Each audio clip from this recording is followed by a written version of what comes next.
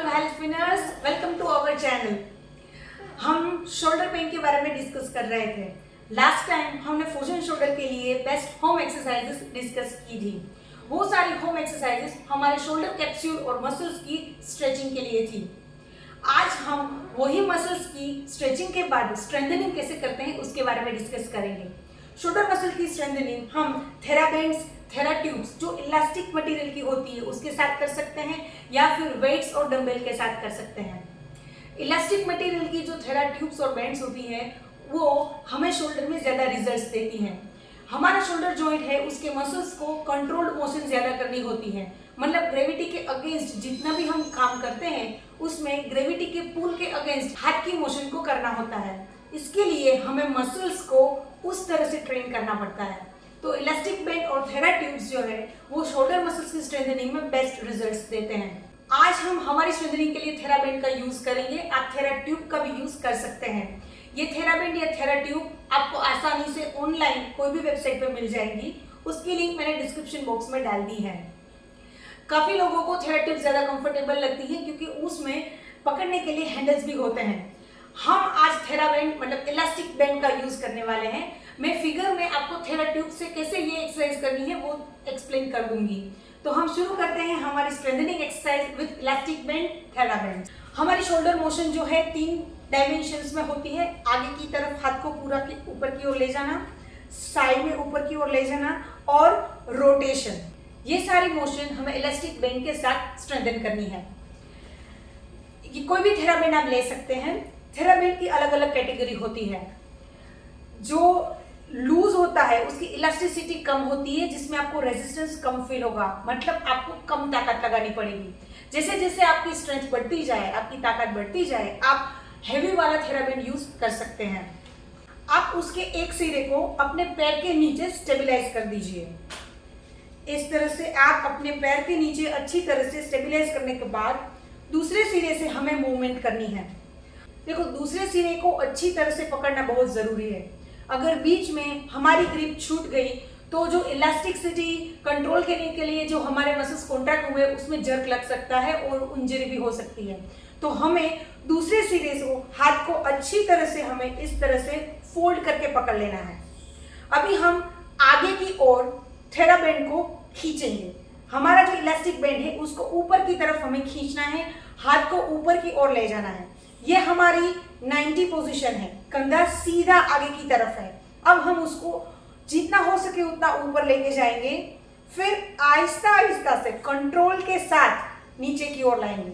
हमें पूरा नीचे नहीं लाना है, 90 पोजीशन मतलब सीधा रहे वहां तक होल्ड करना है।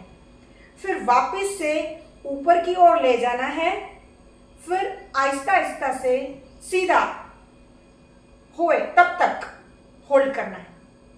ऐसे सीधा ऊपर लेके जाना है, आहिस्ता आहिस्ता से बिना जर्क के हमें हाथ को नीचे लाना है और 90 पोजीशन में ऐसे हाथ सीधा वहां तक लेकर यहाँ पे होल्ड करना है। अगर आप होल्ड नहीं कर पाते हैं तो पूरा रेस्टिंग पोजीशन में आ सकते हैं, मतलब आप पूरा रेस्टिंग पोजीशन से यहाँ जितना हो सके वहां तक ऊपर तक ले जाइए, यहाँ पर होल्ड कीजिए, फिर आहिस्ता आहिस्ता से नीचे कीजिए।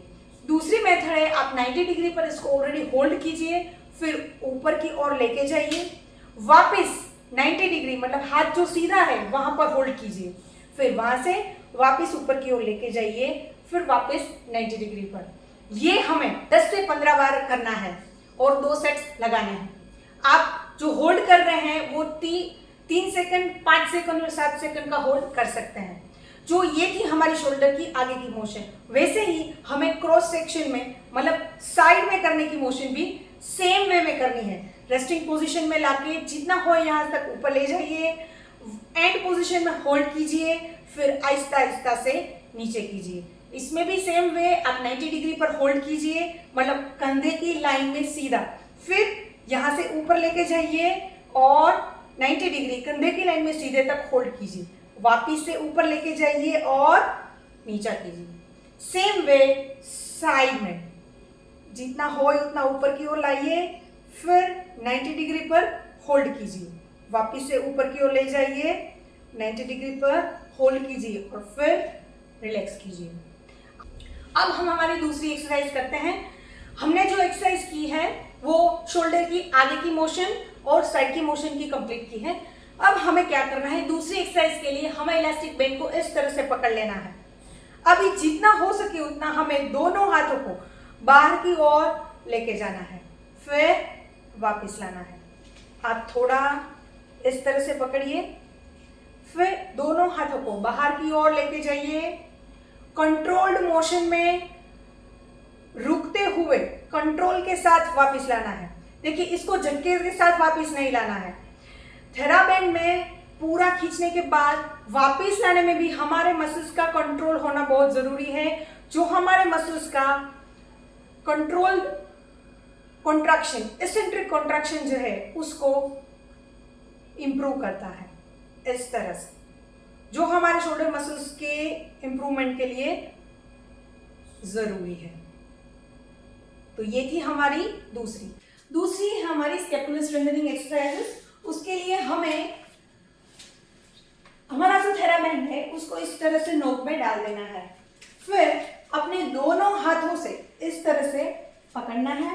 अभी हाथ को पीछे की ओर खींचना है, फिर ढीला छोड़ना है। पूरा पीछे खींचना है, फिर ढीला छोड़ना है। अच्छे से देखिए, इस तरह से। इससे हमारे स्कैपुलर मसल्स की स्ट्रेंथनिंग होगी।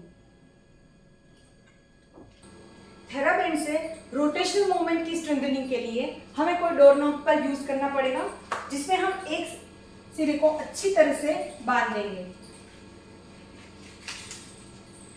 फिर हमें इस तरह से, अब जो हमारी हाथ है उसको हमें 90-90 में रख देना है।